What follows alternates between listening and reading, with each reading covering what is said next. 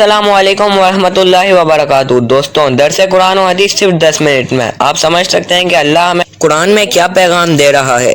اس درس کو اینڈ تک دیکھیں اور دیگر دوستوں سے بھی شیئر کریں۔ جزاک اللہ۔ الحمدللہ رب العالمین والصلاة والسلام علی سید الانبیاء والمرسلین، اما بعد فاعوذ باللہ من الشیطان الرجیم، بسم اللہ الرحمن الرحیم۔ ناظرین کرام، ایک مرتبہ پھر حاضر ہوئے ہیں سلسلہ درس قرآن لے کر آپ کی خدمت میں۔ آج ہم سماعت کریں گے سورہ بقرہ کی آیت نمبر 122 اور 123۔ درس کو مکمل طور پر سنا کریں تاکہ اللہ تبارک و تعالیٰ نے کلام لاریب قرآن مجید فرقان حمید میں جو پیغام دیا ہے ہمارے لیے وہ ہم سن سکیں، سمجھ سکیں۔ جب اچھی طرح سمجھ جائیں گے تو اس پر عمل کرنا آسان ہو جائے گا۔ بسم اللہ الرحمن الرحیم۔ ترجمہ: اللہ کے نام سے شروع جو نہایت مہربان رحم والا ہے۔ یا بنی اسرائیل اذکروا نعمتی التي انعمت علیکم وانی فضلتکم علی العالمین۔ ترجمہ: اے یعقوب کی اولاد، میرا احسان یاد کرو جو میں نے تم پر کیا اور وہ جو میں نے اس زمانے کے سب لوگوں پر تمہیں فضیلت عطا فرمائی۔ ناظرین کرام، اس آیت مبارکہ میں آئیے سنتے ہیں کہ اللہ تبارک و تعالی نے کس سے خطاب فرمایا ہے۔ یا بنی اسرائیل، اے بنی اسرائیل۔ یہاں سے ایک بار پھر بنی اسرائیل کو اللہ تعالیٰ کی نعمتیں یاد دلوائی جا رہی ہیں۔ جیسے کہ آپ نے پچھلے درس میں سنا ہوگا کہ اللہ تبارک و تعالیٰ نے بنی اسرائیل پر کتنی نعمتیں نازل فرمائی، کون کون سی نعمتیں، وہ ہم نے ساری تفصیل کے ساتھ اپنے درس میں بتائی تھی۔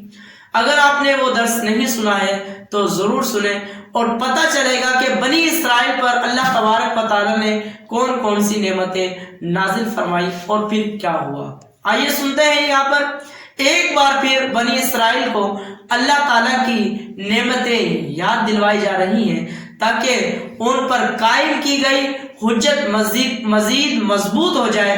اس آیت کے دو مسئلے معلوم ہوئے۔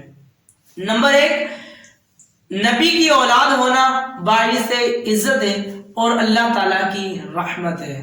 نمبر دو، اللہ تعالیٰ کی نعمتوں کا چرچا کرنا، ذکر کرنا شکر کی ایک قسم ہے۔ لہذا حضور پر نور صلی اللہ تعالی علیہ وآلہ وسلم کی ولادت مبارکہ کا تذکرہ کرنا یا اس کی اسی قسم میں جو ہے وہ داخل ہے۔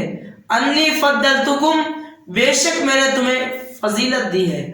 بنی اسرائیل اپنے زمانے میں تمام لوگوں سے افضل تھے کیونکہ یہ نبیوں کی اولاد تھے اور ان میں صالحین، نیک لوگ، پرہیزگار لوگ، متقی لوگ بہت زیادہ تھے۔ اب حضور پر نور صلی اللہ تعالی علیہ وآلہ وسلم کا انکار کر کے اور سرکشی کر کے ذلیل ہو گئے۔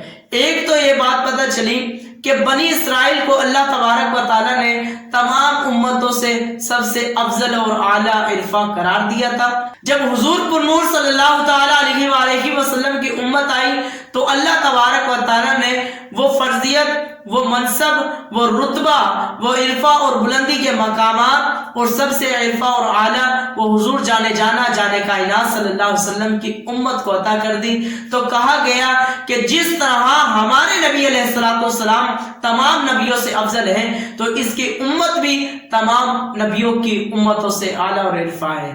ایک تو بات یہ پتہ چلی۔ دوسری یہ کہ جب بنی اسرائیل نے حضور علیہ السلام کا انکار کر کے سرکشی کر کے ذلیل ہو گئے تو اس سے معلوم ہوا کہ عزت حضور جانے کائنات صلی اللہ علیہ وسلم کے قدم سے وابستہ ہے۔ جو ان کا ہو گیا عزت پا گیا، جو ان سے پھر گیا ذلیل ہو گیا۔ خدا کا یہی ہے در، انہیں اور کوئی مفر مکر۔ جو وہاں سے ہو یہیں آ کے ہو، جو یہاں نہیں وہ وہاں نہیں۔ بالکل اسی طرح ہے کہ حضور علیہ السلام کی اگر محبت ہے، حضور علیہ السلام کی شریعت کی پابندی ہے، اور حضور سے محبت کرنے والا کبھی نماز نہیں قضا کرتا، نماز نہیں چھوڑتا۔ آج ہم یہ کہ دعویٰ کرتے ہیں کہ حضور علیہ السلام سے محبت کرتے ہیں، مر مٹنے کے لیے تیار ہیں۔ مر مٹنے کا نام تو یہ ہے کہ جو حضور علیہ السلام نے فرمایا ہے اس پر عمل کیا جائے۔ آج ہم دعویٰ زبانی کرتے ہیں، عملی نہیں کرتے۔